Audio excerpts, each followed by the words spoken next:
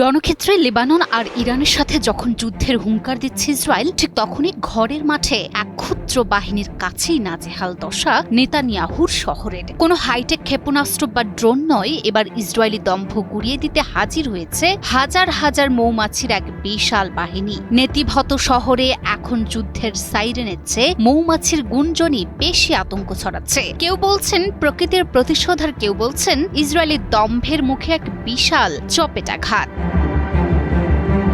বুধবার নেতিভত শহরের চিত্রটা ছিল দেখার মতো। যে ইসরায়েল অন্য দেশের আকাশ দখল করতে পটু, তাদের নিজেদের আকাশে এখন মৌমাছির দখলে। শপিং সেন্টার থেকে শুরু করে গাড়ি, গাছ সর্বত্রই রাজত্ব করছে এই ক্ষুদে বাহিনী। পরিস্থিতি নিয়ন্ত্রণে আনতে স্থানীয় কর্তৃপক্ষ বাসিন্দাদের ঘরের দরজা জানালা বন্ধ করে ভেতরে থাকার জরুরি নির্দেশ দিয়েছে। সামাজিক যোগাযোগ মাধ্যমে ছড়িয়ে পড়া ভিডিওতে দেখা গেছে মৌমাছির ঘন স্তরে আকাশ অন্ধকার হয়ে আছে।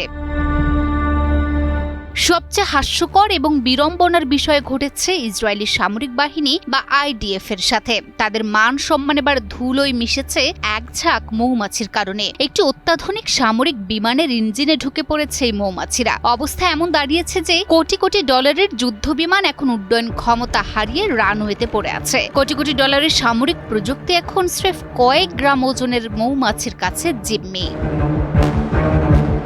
সামাজিক যোগাযোগ মাধ্যমে এই ঘটনা নিয়ে বইছে হাসির রোল। নেটিজেনদের অনেকেই বিদ্রুপ করে বলছেন এটি বাইবেলে বর্ণিত সেই 10টি প্লেগেরই পুনরাবৃত্তি। যখন মানুষ সীমা লঙ্ঘন করে, তখন প্রকৃতি হয়তো এভাবেই ক্ষুদ্র জীব দিয়ে তাদের দম্ভ চূর্ণ করে।